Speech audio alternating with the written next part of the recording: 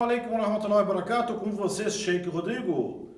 Com vocês, mais uma aula semanal de perguntas e respostas, aqui direto do Centro Islâmico do Paraná, da Mussala da Santa Felicidade. Vamos com a primeira pergunta. Esse nosso irmão mandou uma pergunta dizendo: Sheikh, quero aprender a fazer a oração. Como aprender a fazer a... Esse irmão ele pergunta que ele quer aprender a fazer a oração. De que forma? Bom... Hoje nós temos, graças a Deus, o YouTube, né? O YouTube, muitos irmãos, muitos centros islâmicos, muitos sheiks, muitas pessoas que expuseram, colocaram seus vídeos explicando como que se faz as orações na internet. Eu, particularmente, recomendo, se for escolher um vídeo, procure o site Islamboy HD. Isto, pode escrever aí no YouTube, Islamboy HD oração. Escreve isso, Islamboy HD junto e depois oração. E lá vai ter como se fazer a oração, tá ok? Outros livros islâmicos explicam como você procura um livro chamado Islã em Foco. E tem um livro também chamado A Oração no Islã em português. Eles têm em PDF. Porém, a melhor forma de aprender a fazer as orações, não há dúvida, é você ir até uma mesquita e lá irão te ensinar, tá ok? Mas provavelmente quem está fazendo a pergunta só fez essa pergunta porque mora longe de uma mesquita e não conhece muçulmanos. Bom, você como faz então? Você faz a oração baseado naquilo que você sabe, você imita isso, copia como que se faz a oração ali no site do Islamboy HD oração, tá ok? E vai fazendo até o dia de encontrar os muçulmanos. Quando você encontrar os muçulmanos e entrar numa mesquita, daí você procura se esclarecer com os muçulmanos, né, com seus irmãos na mesquita, como é feita a oração. Daí você confere se está fazendo do jeito certinho ou precisa acrescentar ou tirar alguma coisa, tá ok? Então fica esse meu conselho. Segunda pergunta, essa pessoa pergunta, Sheikh, sobre amuletos. Se pode usar amuletos, porque ela notou que na casa de algumas pessoas tem aquele chamado olho turco, né? Olho turco, conhecido, toda vende em qualquer lugar aqui. Se existe isto no islamismo, porque ela visitou o caso de algumas pessoas e tem isto, ela perguntou e disse que é para proteger do olho grande, o olho gordo. Vamos repetir a pergunta, legal? Essa pessoa está perguntando sobre amuletos, se existe amuleto para proteger do azar, amuleto para trazer boas coisas, se existe isso no Islã, porque ela visitou alguns locais de muçulmanos e lá tem o olho gordo, o olho turco, e disseram que isso serve a proteger do olho grande. Bom, vamos responder. Primeiro, não existe amuletos, vou repetir, em português. Não existe amuletos no Islã. O Islã condena todos os tipos de amuletos, tá? O que significa o amuleto? Ou seja, espada de São Jorge, pata de coelho, ferradura, que mais que tem de amuleto que o pessoal usa aqui no Brasil? O pessoal costuma botar minha mãe costumava botar isso, nunca deu certo. Põe uma estátua de um elefante virado de costa, né? Virado de trás a porta de casa, põe uma pimenta assim na porta. Todos esses amuletos, ou todas essas crendices, tudo isso para nós, dentro da teologia islâmica, para nós muçulmanos, né? É considerado também um tipo de shirk. Botar uma fichinha na mão, uma fichinha no pé para proteger, essas coisas, tudo isso são superstições. O Islã veio justamente para quebrar isso. A crença principal, a única do Islã é o quê? Que não há força e poder a não ser em Allah. Nada e ninguém pode prejudicar outra pessoa, a não ser naquilo que ela permitiu. E ninguém pode trazer o benefício a não ser Allah. Então quando a pessoa, por que é haram botar amuleto? Por que pode ser até shirk, idolatria? Idolatria é isto. Porque a pessoa está achando que se ela botar um objeto, esse objeto, seja ele um cordão, uma corrente, um risquinho, um sinal, uma folha de um trevo, um pezinho de galinha que parece ser inofensivo, a pessoa está dizendo o que com isso? O que ela está querendo, por que ela coloca isso? Né? Porque ela acredita, ela acha que aquilo, que esta caneta, por exemplo, se fosse um símbolo, né? Esta caneta, ela me protege daquilo que Deus prescreveu para mim. Olha só como é perigoso. A pessoa acha que esses objetos, eles em si próprio protegem ou impedem aquilo que Deus destinou para a pessoa.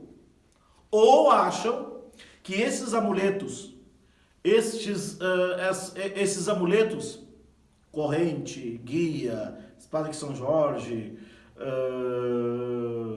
ferradura, acha que esses objetos próprios, eles podem trazer algum benefício que Deus não botou para você. Deus não prescreveu. Quem acredita que existe um outro protetor ou beneficiador em vez de Allah, ou acredita que algo ou alguém compartilha aquilo que é exclusivamente de Deus, que é prejudicar e beneficiar, associou algo a Allah. Por isso que os amuletos é haram. O profeta Muhammad sallallahu alaihi wasallam viu um homem carregando um cordão amarrado no pulso e disse para ele, o profeta perguntou para ele, o que é isso? O homem disse isso, isso é para proteger de uma febre, proteger de uma doença lá. O profeta disse, então tira isso da sua mão, porque se você morrer com isto, acreditando que algo em vez de Allah pode prejudicar ou beneficiar, morreu na idolatria. Isso é coisa séria. Então, amuletos, essas coisas assim, é haram no Islã, isso é ligado com a crença. Muitas pessoas dizem assim, mas é brinquedo. Não, tem coisa que não se brinca. Não se duvida da grandeza do poder de Deus brincando. Né? Agora, por que tem isso? Isso são costumes, são hábitos errados. Muitas pessoas, já vi também, eles colocam esse olho de turco, né, para proteger do olho grande. Não, isso daí é shirk, gente. Quem protege é Deus. E Deus não colocou naquela arte ali a proteção. Simples. Por que você encontrou isso? Ignorância. Muitas pessoas vivem na ignorância, igual no Brasil. As pessoas dizem que são católicas, são cristãs, né? E cometem atos e crenças e palavras que quebram o significado do cristianismo. Sem saber, achando que não dá nada. Nos muçulmanos também tem gente assim, ignorantes, que não sabem, acham que não dá nada. Portanto, nós devemos sim advertir, alertar as pessoas que não se deposita confiança absoluta, esperança, não ser em Deus. Né? Ninguém e nada compartilha com Deus aquilo que é exclusivo dele. O que é exclusivo de Deus? Beneficiar e prejudicar. Ninguém, se todo mundo na face da terra se reunissem para te prejudicar, jamais conseguiriam te prejudicar, exceto naquilo que Deus permitiu. Exceto naquilo que Deus tinha prescreveu para você. Se todas as pessoas se reunissem para te trazer um benefício, jamais iriam te beneficiar, a não ser naquilo que Deus já prescreveu para você que fosse beneficiado. Então, a pessoa botar uma caneta pendurada no bolso, um amuleto, um objeto assim, ela está dizendo o quê? Que aquilo vai impedir, aquilo que a pessoa colocou vai impedir, ela acredita que o ato de usar vai impedir aquilo que Deus colocou. Deus não permitiu isso. Pede proteção somente de Deus e não tem amuletos no Islã. Tá ok? Próxima. Essa pessoa que assim, tem uma pessoa na internet, aonde? Me diga, aonde que as tretas não acontecem se não for no Facebook? Então muitos irmãos chamam de fitna book. É uma fitna, o Facebook é uma fitna, uma tentação, né? Então, eu queria saber também como é que a gente fazia para ter treta, para brigar, para discutir, para ficar de bique-bique, assim, essas coisas, antes da internet. Como é que a gente fazia, né? Não sei. Será que a gente vivia antes da internet? Fica pensando, né? Será que antes do Instagram, do WhatsApp, do Facebook, do Twitter, do Orkut, do MSN, será que antes disso nós vivíamos? Nós pensamos assim, Chico, eu aconselhei uma pessoa na internet para não se expor e tal, só que essa pessoa rebateu, respondeu, disse que não tem nada a ver com a vida dela e tal. O que eu faço? Ela tentou aconselhar uma pessoa no Facebook, só que essa pessoa rebateu, disse que não tem nada a ver com a minha vida, que minha vida sou eu, que paga minhas contas sou eu, não senta no meu coração e tal. Bom, a pessoa tentou aconselhar, só que tem duas coisas. Para aconselhar outra pessoa, quem vai aconselhar outra pessoa não é igual médico. A pessoa que está enferma, que caiu num acidente, que se quebrou, se machucou, ela vai ter que ir para o médico de qualquer forma, não vai escolher o médico da emergência para tratar ela. Né? Só que o conselho não é assim. Às vezes a pessoa ela cria certa empatia por outra pessoa e pode criar também antipatia. Aquela pessoa que tem o sentimento, que tem criou uma antipatia pela outra pessoa, muito difícil ela não vai aceitar conselhos. Se ela conhecesse pessoalmente essa pessoa e fosse antipática a ela, não aceitaria conselhos. Imagine então se não conhece você, se essa pessoa fosse aceitar conselhos. Segundo, é natural das pessoas, ninguém quer ser perseguido, faz isso, não faça aquilo. Todo mundo fala, que paga minhas contas sou eu, não manda em mim, cuidando contas da vida. Pode até ser verdade. Mas os muçulmanos, eles aconselham uns aos outros. No Surat número 103, falou que وَتَوَاصَوْا بِالْحَقِّ وَتَوَاصَوْا بِالصَّبْرِ. Eles aconselham uns aos outros a verdade, aquilo que é correto. E se aconselham uns aos outros ter paciência e perseverança. Então, essa irmã que deu o conselho, e a pessoa não aceitou o conselho. Pense o seguinte, pode ser que você, eu não estou dizendo que pode, é uma suposição, que você não tenha usado as melhores palavras que fosse atingir o coração daquela pessoa. É possível. 2. É possível também que o momento de falar isso não era o propício. Pode ser também que você não tenha um laço de amizade, de fidelidade com essa pessoa, de intimidade, a ponto de aconselhar. Pode ser, né? Nesse caso, você fez a sua parte, porém reveja se aquilo que você fez, a forma que você fez, é talvez a correta e indicada. E o conselho, agora que eu falo para aquela pessoa que rebateu, bom, a pessoa que rebate dessa forma,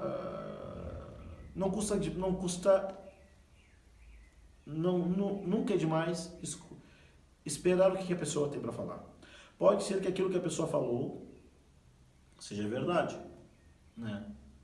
Imagina, sabe como é que resolve esses problemas? A pessoa aconselhou tudo, responde o seguinte: se você não gostou do conselho, não gostou da forma que essa pessoa escreveu para você em box, né, na caixa ali, você diz assim, ó, ok, obrigado, valeu, jazakallah khair, salam alaikum. Acabou. Né? Mas rebate, isso, tem um bloqueio, um xingue, copia as mensagens, passa para todo mundo, aí não dá. Né? O conselho, aconselhar outra pessoa, isso é uma arte, é uma ciência por si próprio. Né? Então não se espera que só porque eu aconselhei o outro ele é obrigado a escutar, ele é obrigado a atender. Não, então não esquenta, minha irmã, essa irmã que aconselhou, não esquenta, tá? E reveja se aquilo que você estava aconselhando realmente condizer com o fato. Olhe também se você tem certo grau de intimidade, se essa pessoa conhece você pessoalmente, para poder aconselhar ela, e veja também as palavras que você usou. E também, não fique chateada. A pessoa que não aceitou o conselho, pense também, né? Reflita aquilo que foi dito para você. Reflita, né? No Alcorão fala o seguinte, né? Que os crentes eles aconselham uns aos outros. Né? Sempre é bom aceitar o conselho. Sempre é bom a pessoa ser humilde ao aconselhar. Para aconselhar tem que ser humilde. Né? Tem que ser. E para receber o conselho tem que ser humilde. E para responder também tem que ser humilde. Então que Deus louvado seja, preenche nossos corações com humildade, tranquilidade e paciência. Bom, nossa irmã pergunta, Sheikh, olha só, por que os muçulmanos não fazem um protesto? Por que os muçulmanos não protestam e não fazem uma declaração publicamente dos atentados, dos ataques terroristas que o ISIS, o Estado Islâmico e outros grupos terroristas fazem usando o nome do Islã. A pergunta do nosso amigo é: por que os muçulmanos não fazem uma declaração oficial condenando os ataques do Estado Islâmico? Número 1. Os muçulmanos no mundo inteiro, condenam esses atos. Tá? As entidades religiosas, mesquitas, centros islâmicos, centros acadêmicos, universidades, Estado, países, condenam esses atos. No Brasil, a FAMBRAS, Federação das Entidades Muçulmanas do Brasil, condenou, que é a entidade que representa, vamos dizer assim, o grande número das entidades islâmicas, representa os muçulmanos, né, no Brasil, as entidades muçulmanas no Brasil. O Conselho Superior dos Teólogos Islâmicos, dos Teólogos Muçulmanos, o Conselho Superior dos Sheiks do Brasil, existe um conselho dos sábios, dos sheiks muçulmanos do Brasil,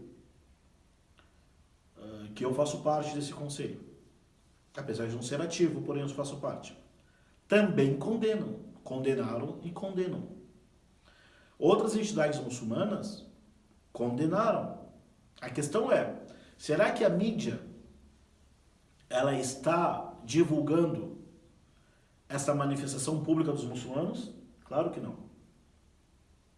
A prova disso, senão você estaria sabendo, né? Mas os muçulmanos sim condenam, né? Condenamos sim, e eu condeno de novo aqui, todo ato de terrorismo, de fanatismo, de extremismo, radicalismo, de violência, que é feito com qualquer pessoa, seja usando o nome do Islã, usando o nome dos Estados Unidos, usando o nome, seja qualquer ato de violência, independente da religião, nós condenamos, tá ok? Então nós condenamos, os muçulmanos nós condenamos todos esses atos, né? Eu queria ver também se a Igreja Católica ou a Igreja Protestante, ela condena os atos também que protestantes ou católicos fazem no mundo inteiro também. Então, com certeza condenaram. Eu que não fiquei sabendo. Então, nós muçulmanos condenamos tudo isso, ok? Essa pergunta não é uma pergunta, Sheikh! Oi, tudo bem? Essa pergunta é repetida, mas é bom. Sobre trocar o nome do Islã, quem escolhe o nome quando a pessoa se converte? Bom, Bismillahirrahmanirrahim. Essa pergunta sobre trocar o nome. هل يجب على المسلم الجديد أن يغير اسمه? Por acaso, o muçulmano é obrigado a trocar de nome? Não é obrigado. Não é obrigado. E também eu posso dizer que não é uma sunna, naquele sentido que se a pessoa fizer, será recompensada por Deus. Eu vou repetir, vou falar isso. Por que isso? Baseado em onde eu tiro o profeta de Deus, ele trocou alguns nomes. Não eram todas as pessoas que se convertiam na Arábia. Primeiro, todos os sahabas, todos os companheiros do profeta eram convertidos. Todos os companheiros do profeta Muhammad eram convertidos. E o profeta ordenou algum deles trocar de nome. Por exemplo, o nome de um homem era chamado Sa'b. Sa'b em árabe era dificuldade. Imagina o nome do homem chamado de dificuldade. O profeta disse, não, vou começar a chamar de Sahl, facilidade. Um homem era chamado Abdu Shams, o adorador do sol. O profeta disse, não é adorador do sol, você agora é adorador de Allah. Alguns nomes são ofensivos, ou o contrário do significado da palavra Islam se troca. Porém, não é trocar de nome, é um nome que você é conhecido entre os muçulmanos, né? Não é necessário, apesar de ser louvável a intenção, a pessoa ir lá no cartório, criar toda a complicação toda e trocar de nome. Não é uma obrigação religiosa. Por quê? Baseado em que eu estou falando isso? Que os companheiros do profeta Muhammad, todos que se converteram, o profeta de Deus trocou o nome de algumas pessoas. E é normal que os muçulmanos queiram ser chamados por nome de muçulmanos. Isto é o normal, é o esperado. Então, se você quiser trocar de nome, escolha o nome que você quiser, porém sem ter a ideia que é um compromisso religioso você trocar de nome. Todo mundo sabe meu nome. Eu não troquei. Já me deram vários nomes. Onde eu fui no começo, quando me converti, cada cidade que eu ia eu tinha um nome. Até que foi criado até vários nomes para mim. e criava até certo constrangimento, porque numa cidade me chamavam de Muhammad, outra na cidade me chamava de Hussein, outra cidade me chamava de Majid, outra cidade me chamava de... Então, teve vários nomes que foram dados para mim. E as pessoas vão se perguntar, e você, quem é você ao final? Eu perguntei, bom, meu nome é Rodrigo, eu vou continuar Rodrigo. Então, não é obrigatório trocar de nome quando se converte ao Islã, tá? Se você quiser trocar de nome, vamos dizer assim, você é chamado, é conhecido pelos muçulmanos e também pelos não muçulmanos, se você quiser, por um nome islâmico tal. Mas só não pode trocar o nome dos seus pais, só não pode trocar o seu sobrenome. Aí, isso não pode, tá ok? Vamos terminar, pessoal, olha só. O que fazer no dia dos finados? O que fazer no dia dos finados? Será que existe dia dos finados no Islã? Não existe dia dos finados. Porém, não existe um dia específico que os muçulmanos vão lá visitar os seus parentes conhecidos falecidos. Não existe um dia específico. O profeta Muhammad sallallahu alaihi wasallam disse assim: "Ala nahaytukum an ziyarat al-qubur fazuruha fa innaha ay ziyara tudhakkirukum bil akhirah." Tudhakkirukum al-akhirah. O profeta de Deus disse assim, está no Sunan: eu tinha vos proibido de visitar os túmulos, o cemitério. Portanto, agora visitai-os, porque visitar o cemitério, visitar os mortos, faz-nos lembrar da outra vida. Então, sim, o muçulmano ele pode visitar o cemitério, pode visitar os seus parentes mortos, vai lá para fazer duá, né? E para lembrar também da morte, que lá será a nossa última morada. Porém, não existe um dia específico para isso. E eu recomendo no dia dos finados, né? No Brasil, 2 de novembro, esse dia, eu recomendo a não ir, para não fazer a mesma prática que os não muçulmanos fazem. Visite outro dia, tá ok? Com paciência, visite seus mortos, para lembrar da morte, é um sinal de gratidão a Deus também, um sinal também até de respeito. Quando as pessoas quando falecem, quando morrem, elas não podemos falar mal delas. Não pode falar mal de ninguém, nem quando está vivo, nem quando está morto. Quando morre, pior, né? Só fala as coisas boas da pessoa que faleceu. Então pode ir lá visitar, fazer súplica para os seus parentes, tudo, que Deus, louvado seja, perdoe nossos pecados. Bom, vamos terminar. Essa pessoa pergunta, Sheikh, opa, por que falam que a mulher quando está menstruada, eita, por que falam que quando a mulher está menstruada ela está impura? A pergunta é, por que as pessoas falam que quando a mulher está no período menstrual ela está impura? Bom, não é, ela não está impura. A palavra impuro em árabe significa najis. A mulher, o ser humano, seja homem ou mulher, não são najis. Não são najis, não. Não, pode estar sujo, mas não é impuro. Vamos explicar isso com detalhes. Bom, primeiro, nós temos assim a tahara, a purificação, né? Ela é para fazer as orações, por exemplo. Um exemplo, a pessoa tem que estar esses 3 estágios: purificação do corpo. O corpo não pode ter impureza. Que agora vem, que impureza aqui é? Vamos anotar? O que é impureza? É urina, fezes, ou melhor, tudo aquilo que sai dos 2 canais, tudo aquilo que sai por frente e por trás é considerado impuro, tá? Tudo aquilo que sai por frente e por trás é considerado impuro. Entendeu? Tá. Bom, carne de suína, a saliva do cachorro, bebida alcoólica, impuro. Bom, só que não é a pergunta aqui. Então é considerado isso é considerado impureza. Se a pessoa, por exemplo, for fazer necessidades, urinou, por exemplo, e essa urina, ela caiu na sua roupa, significa que tem impureza na sua roupa. Não se fala que ele está impuro. No momento que ele remover aquela impureza, ele pode fazer a ablução e rezar. Tá? Igual, agora, quando a mulher quando ela está menstruada, o sangue, né, por ele sair, a palavra, por ele sair pelos 2, como eu disse, o que é impureza? Então é aquilo que sai dos 2 canais. Tem mais coisa, mas eu estou falando desse assunto. O sangue, né, o sangue da menstruação, como ele está durante aqueles dias constante e constante contato com o corpo e com a vestimenta, daí se fala que ela tem a impureza agora. Mas não se fala que a mulher é impura. Não. Se fala que aquela mulher que está no período menstrual, ela não pode fazer as orações, mas não que ela seja impura. Ela não pode fazer as orações, porque uma das condições da oração é a purificação do corpo, da vestimenta e do local. Enquanto ela está no período menstrual, o sangue da menstruação, que é considerado impuro, está permanente contato com o seu corpo e sua vestimenta. Quando terminar o período menstrual, a menstruação, daí sim ela tem que banhar-se, tomar um banho, daí sim ela está apta, entre parênteses, pura, para fazer as orações, né? Então não é que se fala que a mulher é impura, ela não é impura. No Islã a mulher não é impura, não é suja, jamais. A impureza que se fala é por causa do sangue da menstruação. Só isto. Mas não que a mulher está impura, né?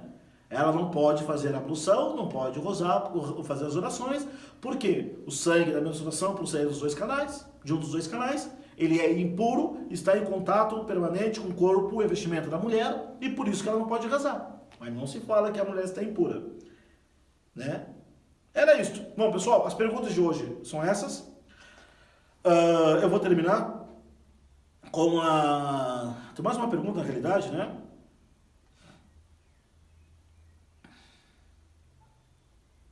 Se a pessoa pergunta assim, Sheikh, feito hoje essa pergunta.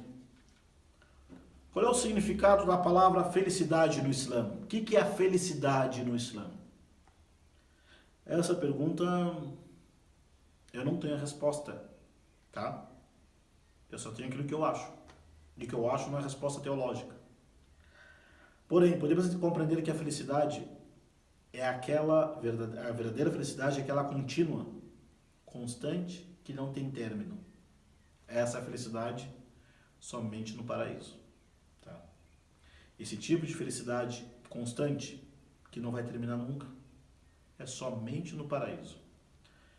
Se ilude quem acha que vai ser feliz nessa vida para sempre. Nós temos momentos de felicidade, momentos de alegria. São momentos. E no Corão fala disso também, né? Que são momentos, né? Que a vida são... O Corão fala que são momentos de tristeza, momentos de felicidade. E tais dias são que nós alteramos para os humanos, né? Então nós vivemos na realidade momentos de felicidade, momentos de tristeza, né? Momentos de alegria, né? Mas tudo isso termina. A felicidade verdadeira, aquela que é absoluta, constante para sempre, somente no paraíso. Quem vende uma felicidade passageira, quem vende uma felicidade momentânea, está vendendo aquilo que não pertence a ele. A felicidade está na mão de Deus. Então, que Deus permita para nós, encerrando essa aula, que Deus permita para nós que o dia mais feliz de nossas vidas seja o dia de nós encontrarmos o nosso Senhor. Porque o profeta Muhammad sallallahu alaihi wasallam disse assim: "Man ahabba liqa Allah, ahabba Allahu liqa'ah." Quem quer ir do encontro de Deus, Deus deseja ir ao seu encontro. E quem detesta ir ao encontro de Deus, Deus detesta ir ao seu encontro. Tá bom? Então, se você quer encontrar Deus, quer o paraíso, então parabéns por você escolher a felicidade eterna. Felicidade eterna não é aqui. Aqui esse mundo não é eterno. Nós somos felizes em alguns momentos, depois acaba. No Brasil fala o quê? Felicidade de pobre, dura pouco. Porém eu digo, felicidade de rico também dura pouco. Porém, além disso, tem pessoas que precisam muita coisa para se sentirem felizes. Não são felizes, olha a palavra, se sentem felizes. Tem pessoa que precisa de carro, precisa de curtida no Instagram, precisa de companhia, precisa de dinheiro, precisa de muitas coisas materiais para preencher, para se sentirem felizes. E tem outras pessoas que precisam um pouquinho para se sentir feliz. Qual dos dois é mais feliz? Aquele que precisa muito ou aquele que precisa pouco? Olha só, para serem felizes não, para se sentirem felizes. Então, se você precisa de muitas coisas para se sentir feliz, você é uma pessoa infeliz. E se você precisa pouca coisa para se sentir feliz, parabéns, você é uma pessoa feliz. E terminamos hoje. Assalamu alaikum wa rahmatullahi.